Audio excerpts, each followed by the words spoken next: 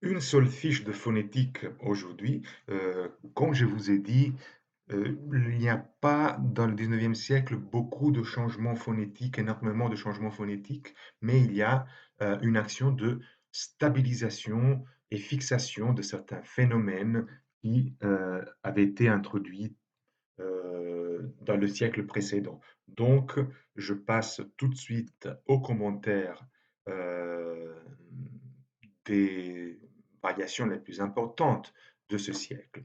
Et il faut tout de suite commencer en parlant du dictionnaire de l'Académie publié en 1835, dictionnaire qui fixe de manière définitive la graphie AI pour les imparfaits et les conditionnels. Nous avons vu que cette graphie appelée orthographe de Voltaire avait déjà été introduite au courant du XVIIIe siècle. Avec le dictionnaire de 1835, cette graphie est fixée de manière définitive. Elle concerne aussi quelques mots qui ne sont pas les imparfaits et les conditionnels. L'exemple typique est l'exemple du mot français, écrit François jusqu'à une certaine partie du XVIIIe siècle et stabilisé avec la graphie AI par le dictionnaire, ainsi que d'autres verbes, par exemple le présent du verbe connaître, qui s'écrivait encore avec OI dans certains cas, est stabilisé dans la graphie avec AI. Il y a également l'autre phénomène important est l'introduction définitive du D et T dans les participes présents.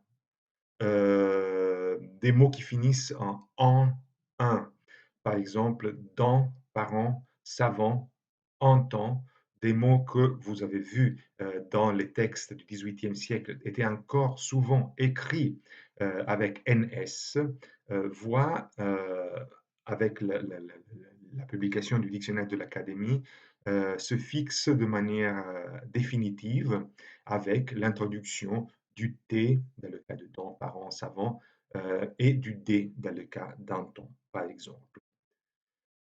On réintroduit également quelques Y et H étymologiques qui avaient été abandonnés dans le siècle précédent. C'est le cas, par exemple, des mots rythme et des mots anthropophage, c'est-à-dire des mots de étymologie grecque pour lesquels on préfère réintroduire les mots, enfin les lettres typiques de cette étymologie grecque, donc le I grec justement dans le cas de rythme et le H dans le cas de rythme également et dans le cas de anthropophage.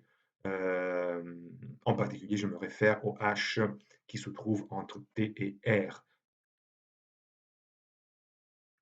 À côté de ça, il faut dire que, comme je vous ai dit, il y a une stabilisation de phénomènes et une fixation de l'orthographe qui ne prévoit pas beaucoup de changements, mais au niveau de la prononciation, donc de la langue orale, l'évolution phonétique continue, bien que de manière un peu plus lente, mais elle continue. C'est ce qu'on verra aussi bien la semaine prochaine avec les phénomènes typiques du XXe siècle. Par exemple, on insiste en France à l'atténuation de l'opposition entre les deux A du français, c'est-à-dire le A qu'on appelle vélaire, pour ainsi dire, le A allongé, le A, et par contre le A, l'opposition patte-patte devient de moins en moins évidente à l'oral en France, ce qui n'est pas le cas pour la Suisse, qui garde, encore aujourd'hui d'ailleurs, et surtout au XIXe siècle, qui garde encore en partie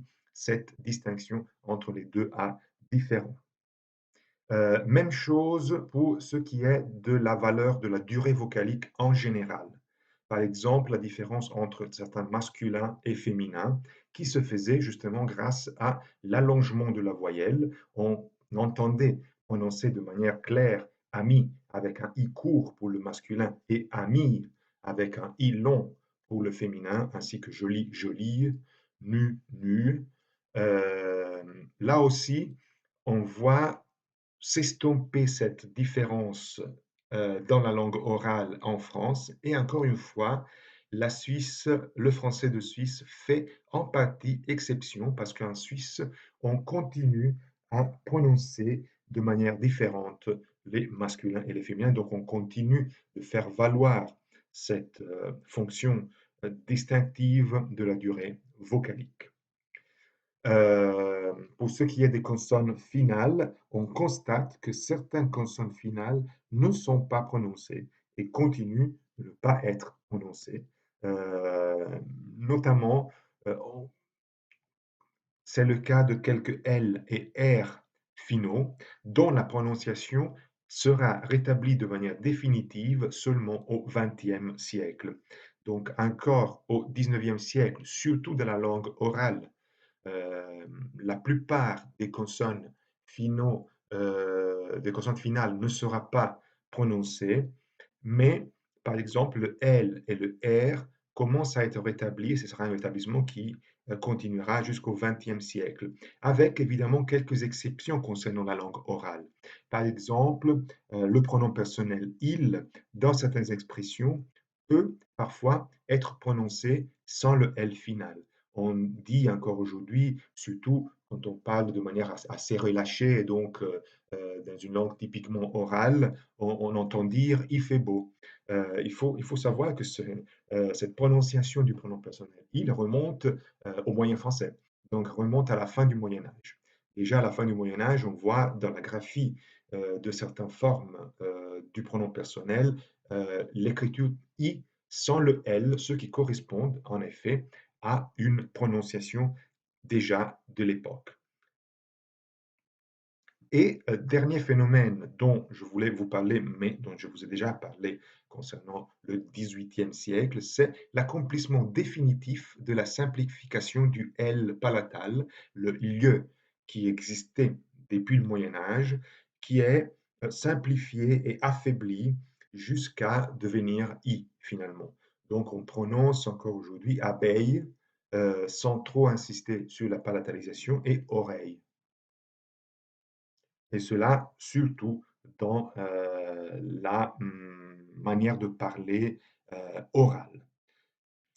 Finalement, un dernier phénomène dont je voulais vous parler, c'est un phénomène qui n'est pas un phénomène phonétique, mais je le regroupe parmi les phénomènes phonétiques parce qu'on n'a pas, nous n'avons pas un espace particulier consacré aux questions de lexique et de syntaxe. Là, c'est un fait syntaxique plutôt. Et c'est la tendance à ne pas se servir du passé simple dans la langue parlée, ce qu'on voit encore aujourd'hui. Si le passé simple reste fort dans la langue écrite, en particulier dans la langue littéraire, à l'oral, on a tendance à se servir plutôt du passé composé et de négliger ou laisser tomber les formes du passé simple. C'est une tendance typique du XXe siècle, mais qui on commence à voir déjà au XIXe siècle. Et c'est tout pour la fiche phonétique. On passe maintenant à l'aspect lexical.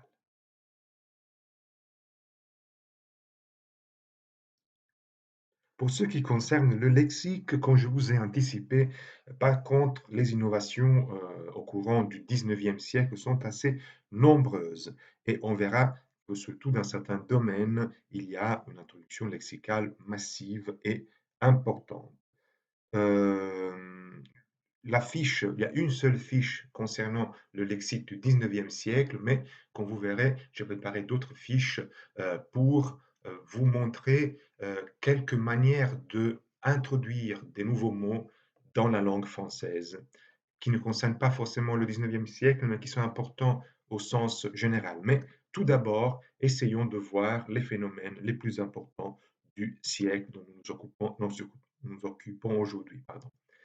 On assiste, par exemple, déjà dans les premières décennies du siècle, entre 1810 et 1820, juste pour prendre un exemple, à l'introduction de toute une série de nouveaux mots. Je vous en ai donné quelques exemples: assourdissant, attentionné, chatoiement, combativité, déterministe, manutention, massage, panoramique. Donc vous voyez qu'il y a plusieurs catégories de mots, certains mots qui sont évidemment des mots cultivés, d'autres mots qui dérivent de la langue scientifique ou de la langue philosophique, et d'autres mots qui sont créés par composition.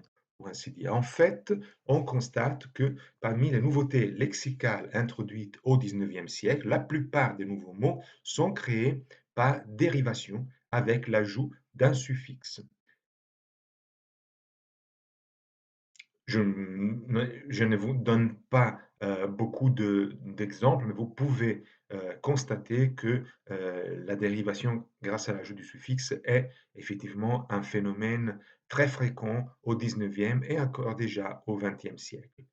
On assiste également à cette époque, à l'époque du 19e siècle, à l'augmentation des emprunts de l'anglais. Encore une fois, disons que la langue française au courant du 19e siècle perd un peu de son importance, de son influence culturelle en Europe, et c'est plutôt l'anglais qui commence à monter en puissance et à devenir la langue de référence du point de vue littéraire, mais aussi du point de vue pratique de la communication un peu dans toute l'Europe et aussi au-delà de l'Europe. Donc le dictionnaire de l'Académie française de 1832 nous montre toute une série d'emprunts de l'anglais qui sont introduits de manière officielle dans le lexique français.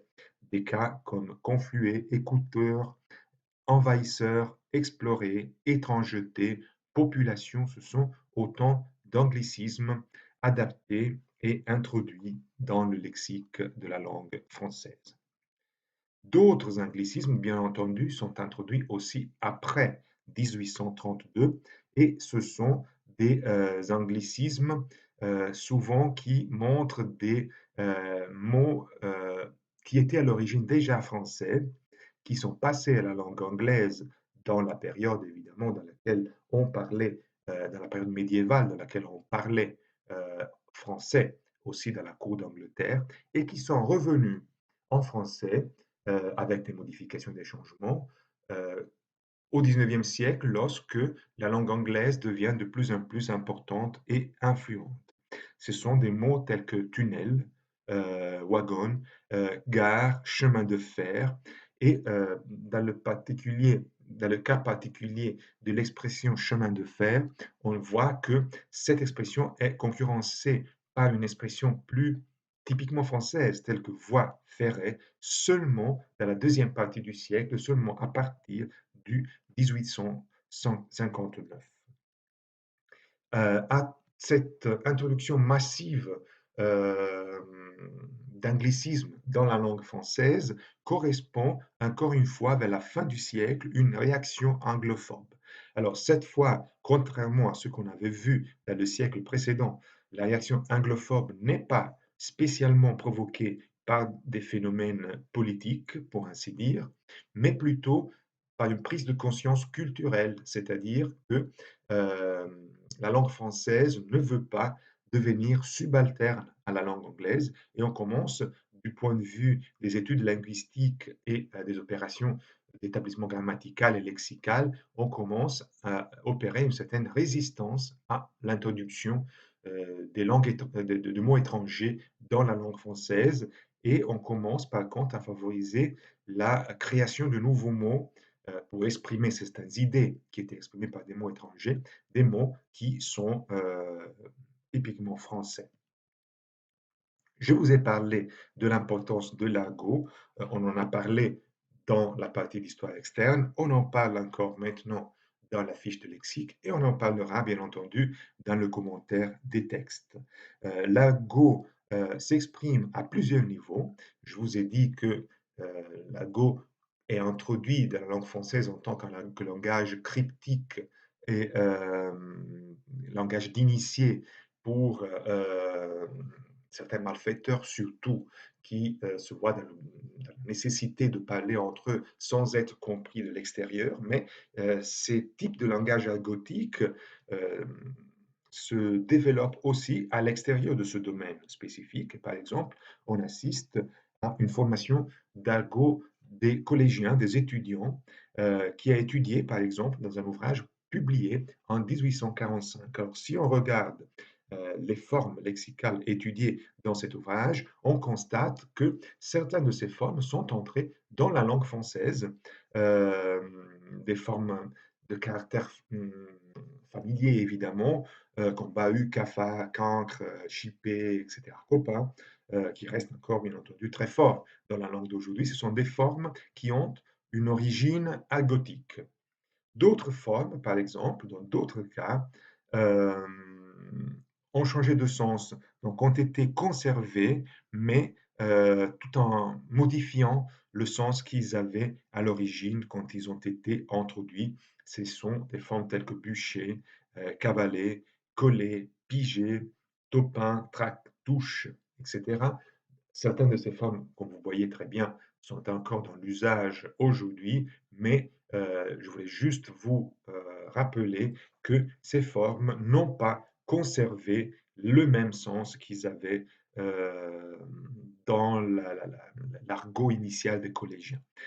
Toute cette partie de l'argot des collégiennes, vous pouvez l'approfondir dans le manuel de Perret. Je n'y insiste pas de manière spécifique. On verra par contre, je vous anticipe déjà une chose dont on parlera la prochaine fois.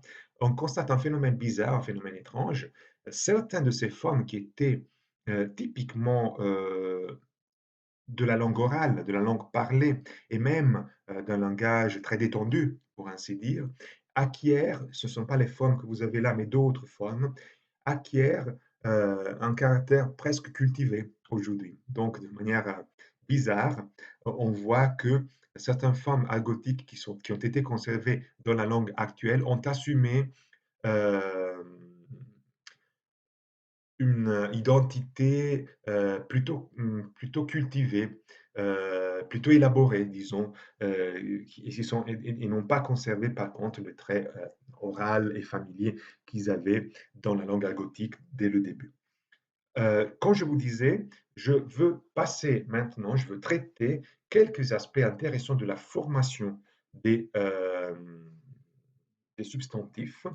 À partir, donc là, on se détache de l'étude spécifique du 19e siècle. C'est un phénomène qui a commencé déjà très tôt, déjà au Moyen Âge, mais je voulais vous montrer quelques exemples de formation des mots très particuliers qui échappent, dans certains cas, aux règles positivistes établies au début du 19e siècle, justement. C'est le moment dans lequel on commence à étudier les langues d'une manière très scientifique, et c'est le moment dans lequel aussi on commence à formuler des lois avec la prétention que ces lois nous permettent d'expliquer toutes les transformations et l'évolution de la langue au cours des siècles. Or, ce n'est toujours pas le cas. Euh, on voit que certaines introductions lexicales échappent à la prétention d'établir des lois euh, universelles, toujours valables, échappent donc à cette attitude positiviste qui était l'attitude scientifique typique du début du 19e siècle. Un de ces cas est par exemple celui de la transformation de noms propres de personnes ou de quelque chose, etc., avec le sens d'un nom commun. L'exemple le plus ancien qu'on peut évoquer est l'exemple de renard. L'animal, le renard, s'appelait au Moyen Âge goupil. C'était une forme germanique qui était la forme normale pour indiquer l'animal au Moyen Âge. Mais à cause du succès euh, d'un ouvrage médiéval tel que le roman de Renard, dans lequel le protagoniste est un goupil, justement, donc un renard anthropomorphisé, qui s'appelle Renard. Alors, le nom de ce goupil particulier, à partir du succès du roman de Renard, est pris pour indiquer l'animal en général. Et encore aujourd'hui, on parle du renard, même si à l'origine, cela était le nom propre d'un renard spécifique du protagoniste du roman de renard. Un autre exemple, l'exemple du mot cordonnier, qui dérive de la ville espagnole de Cordoba, qui était bien connue au Moyen Âge pour l'artisanat du cuir. Et donc, à partir de là, le mot cordonnier,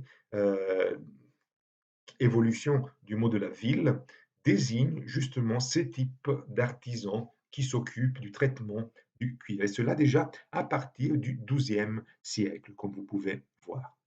Un autre cas proche de celui qu'on a évoqué est celui du mot faïence, qui dérive de la ville italienne de Faenza, qui était bien connue justement pour la production de céramique. D'où le fait que le nom de la ville a été appliqué aux produits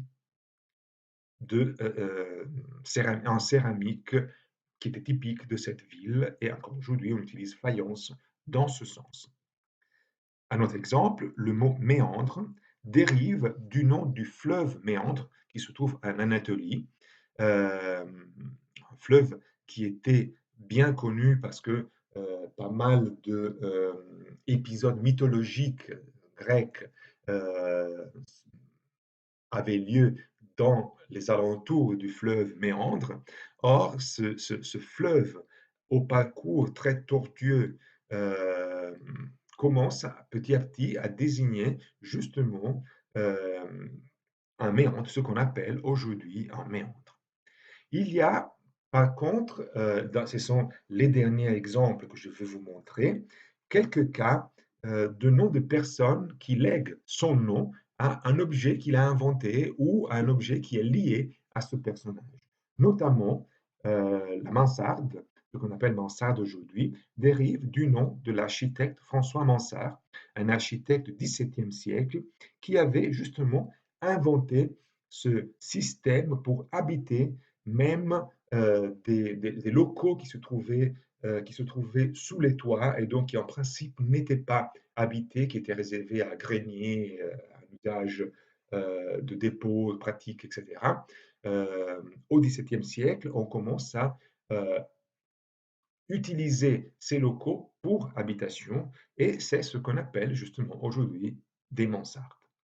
Un autre exemple de ce type, un peu moins de chance pour le monsieur en question, est le mot poubelle.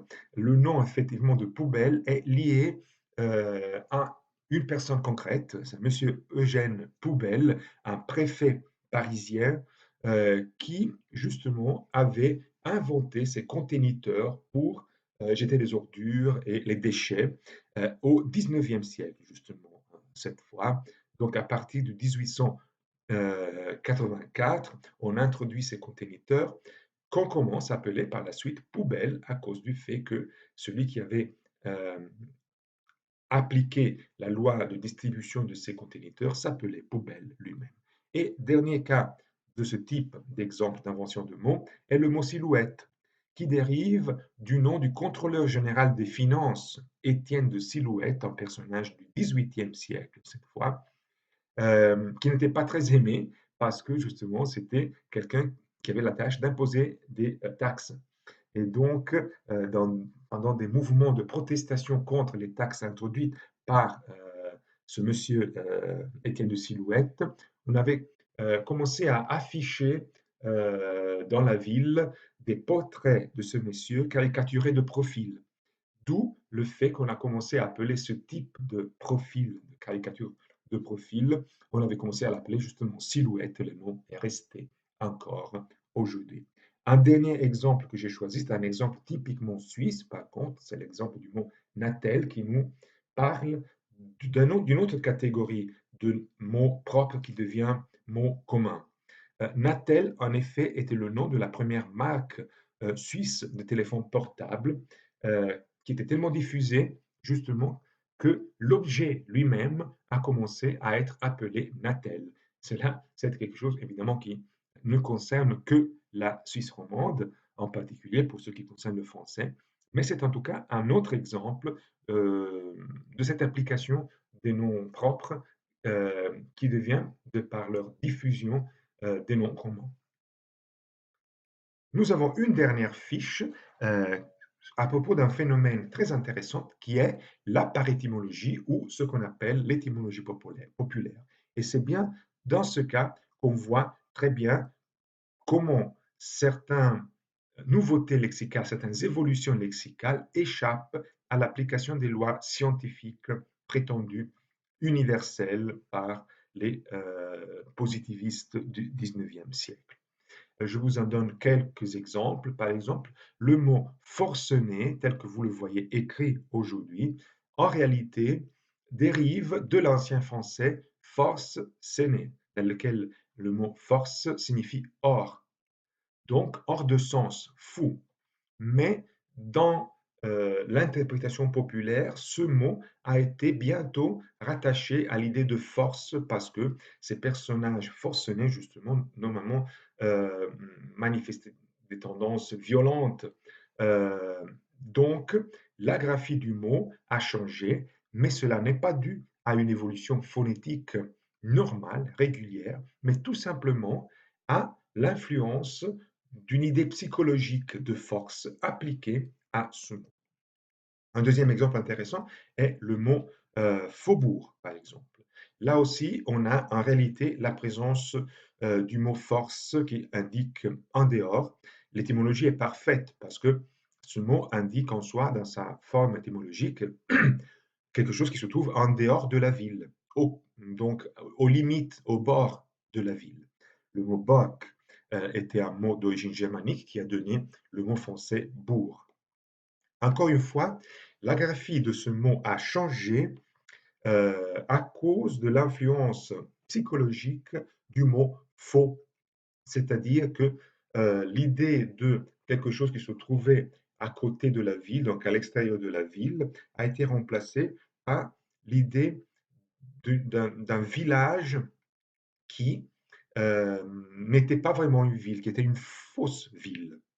Et donc, on a modifié la graphie de ce mot jusqu'à arriver à la forme que vous voyez, qui est la forme actuelle. Mais ce sont les deux derniers exemples, peut-être les formes les plus intéressantes. À commencer par le mot choucroute, qui nous montre une évolution tout à fait particulière. Or, le mot choucroute en soi est un calque, ce qu'on appelle un calque, c'est-à-dire le transfert d'un mot allemand, d'un mot germanique en français. C'est le mot sauerkraut qui est à la base du mot choucroute, mais avec des modifications qui montrent l'influence psychologique de certaines attitudes qui ne font pas du tout partie de l'évolution phonétique. Notamment, euh, ce qu'on assiste dans le passage de l'allemand sauerkraut au français choucroute, c'est un croisement entre signifiant et signifié. Je vous explique qu'est-ce que cela signifie. Le mot chou, par exemple, traduit le mot kraut et il s'agit de certains, dans ce cas, d'une transposition de signifiant avec le même signifié. Donc, kraut traduit chou. Mais puisque le mot il est proche phonétiquement de sour, c'est-à-dire qu'au niveau du signifiant, du matériel phonétique, il y a une correspondance phonétique entre la forme chou et la prononciation française fausse de la forme sour. On a pris un autre mot pour compléter euh, cette expression, qui est le mot croûte, qui n'a rien à voir avec l'étymologie d'un point de vue sémantique, d'un point de vue de signifier, mais qui est à sa fois une sorte de calque phonétique de kraut, c'est-à-dire le signifiant kraut est transféré à la forme croûte. Donc le mot français choucroute, en fait, tout en étant un calque de la forme alémanique, n'a plus rien à voir parce qu'il s'agit en fait finalement d'une sorte de euh, reduplication du chou. Dans un cas, par traduction de la forme Kraut allemande, et de l'autre cas, c'est toujours la forme Kraut qui, d'un point de vue d'assimilation phonétique, a donné un croisement avec la forme française croûte, qui n'est pas du tout présente, l'idée de croûte n'est pas du tout présente dans le mot allemand qui finalement signifie chou acide, pour ainsi dire. Donc voilà un exemple typique d'une évolution phonétique qui a toute une série de passages qui n'ont rien à voir avec la loi phonétique normale qu'on a étudiée. Le dernier exemple est l'exemple du mot réglisse qui dérive d'une étymologie grecque, c'est-à-dire glucoryse, qui signifiait racine douce. Donc le sens étymologique de ce mot grec était racine douce, racine sucrée, pour ainsi dire. Or, ce mot grec est adapté en latin sous la forme liquirizia. Évidemment, là aussi, c'est une transposition du signifiant, puisque liquirizia rassemble du point de vue formel à la prononciation glucose, mais en réalité le sens est différent puisque liquor euh, ne se réfère plus à l'idée de douceur, de sucré qui avait la racine gluco grecque, on la retrouve encore aujourd'hui dans glucose par exemple, mais signifie jus, donc quelque chose qui a toujours à voir avec la réglisse, mais qui ne respecte pas tout à fait l'étymologie. Or, le français modifie encore une fois ce mot latin cultivé en l'adaptant de manière familière à l'idée de régler, du verbe régler, c'est-à-dire que le mot français réglisse associe la fonction de cet objet au verbe régler à cause des propriétés laxatives de la réglisse, justement. Donc, comme vous voyez, dans le passage du grec au latin et puis du latin au français, il y a une évolution qui ne respecte pas du tout les lois phonétiques, mais qui absorbe certaines idées psychologiques qui étaient liées à la fonction ou à la forme sonore du mot euh, dans le passage du grec au latin et du latin au français. Voilà, c'était une série d'exemples intéressants, à mon avis, que je voulais vous donner pour vous montrer que on a étudié les lois phonétiques. C'est vrai, les lois phonétiques sont valables, ont une validité générale qui est incontestable, mais il faut savoir que dans certains cas, il y a des évolutions qui obéissent à d'autres lois qui ne sont pas les lois strictement scientifiques qui ont été énoncées à partir du 19e siècle. C'est tout aussi pour la partie lexicale, il nous reste juste à voir l'analyse des textes.